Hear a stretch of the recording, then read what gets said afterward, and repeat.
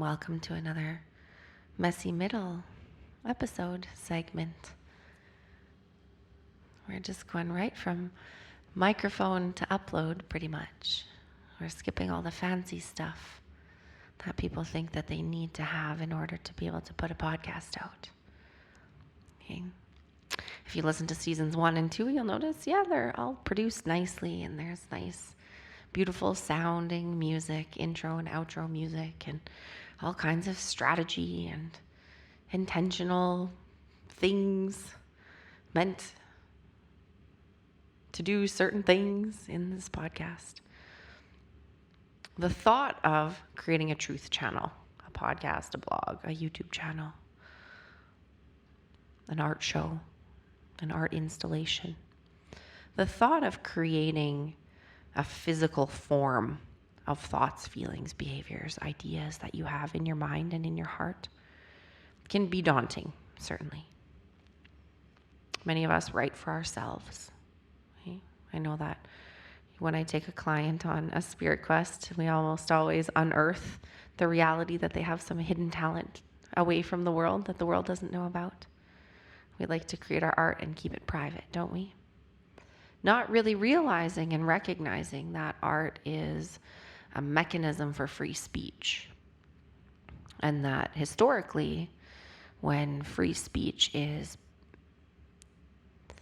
perceived or is being controlled, perceived to being controlled or is being controlled, where safety and safety to say what you need to say and safety to be authentic to who you are and feel how you feel out loud is maybe not there. In other words, when people can't say what they need to say and people can't do what they need to do, they will become very sick. And one way of remaining well is by processing that into art. And so you'll notice there's always symbolism in art. This is why art means different things to different people, because not only is it an expression of an artist's unspoken truths or an artist's found voice or an artist's truths that are coming out in that version, it's also the interpretation of the unspoken truths or the spoken truths of the interpreter as well. And why I'm saying this is because a podcast, a blog, a book, a painting, these are all forms of art. Dance, food, these are all forms of art. These are all forms of expression. These are all forms of creativity. And an invitation to you to consider having a truth channel of your own, whether that's a podcast or a blog or a book, is not necessarily for you to put it on the internet for other strangers, although I'm sure there are lots of people who would benefit from hearing how you survived some of the very challenging things that you have survived and how you became a better person for it. Right? People are wondering how you did it. I know this. I would stake my life on it.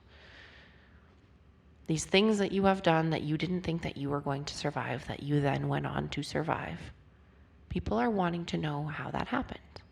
But that doesn't mean you have to put it out loud into the internet or the ethernet for people to consume. The important part is that you're giving yourself a place to express. Okay? Now, if you are wanting to put it somewhere public so that it can help and serve other people, then what I want to say is don't overcomplicate it. And this demonstration of the messy middle is showing you sometimes I am literally recording episodes from the voice note app on my iPhone and uploading them to my podcast channel. We don't need to make it complicated.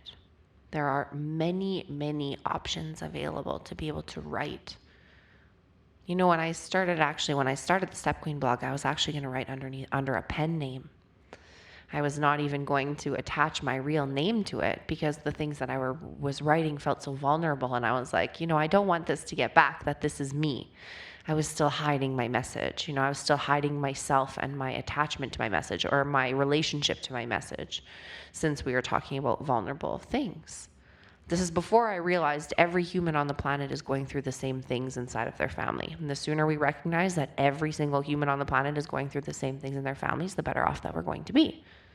But before I knew that, I thought the things that I had gone through, some of the things that I had gone through in my life had been shameful. And some of the experiences that I had had in my stepmotherhood journey, or my romantic journey, or my young youth journey, or my alcohol journey, or et cetera, et cetera, et cetera, were worthy of hiding or not being associated with me. Okay? And for the people who are out there already sharing their truth, I want to extend a thank you to you, because I know that exposure and visibility can be very challenging, because we are living in a world which makes the truth a very hard thing to tolerate. And we have a very low tolerance for the truth. We have a very low tolerance for emotional truth. But we'll turn on the TV and watch mainstream TV with egregious violence and be completely unfazed by it. It's a little bit backwards and bizarre. But if you want a truth channel, if you're yearning for a truth channel, if you're yearning for an expression, if you're yearning to be able to say out loud, or speak out loud, or sing out loud, or show out loud the things you carry in your heart without implicating other people, then these are ways to do it. All you need is a voice notes app on your phone, a notes app on your phone, a pencil and paper, and someone to witness. Okay? In order to turn a truth channel into a truly effective truth channel, you do not need fancy equipment.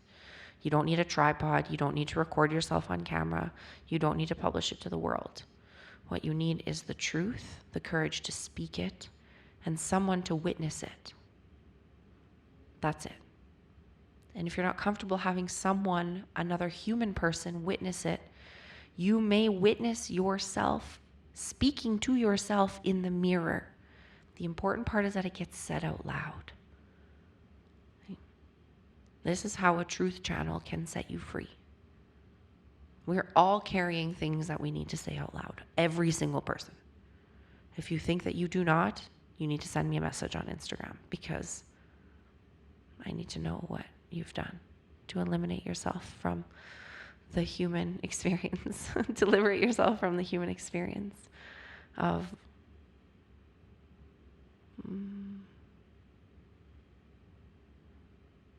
unintentionally closing our hearts off to love because of things other people, places, and things have led us to believe about ourselves.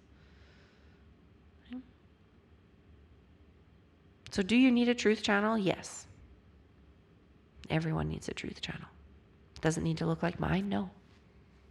Does it need to be on the internet? No. If it is on the internet, do I want to read it, hear it, listen to it? Heck yeah. I sure do. The important part is that you are giving yourself a safe place for the truth. Safety first, always, and somewhere safe, the truth. Don't overcomplicate it. Let it be messy. Let yourself experience the freedom that comes from being in honesty with yourself and the people around you 100% of the time. There is nothing better that you will ever do in your entire life. I love you so much. I'll see you tomorrow.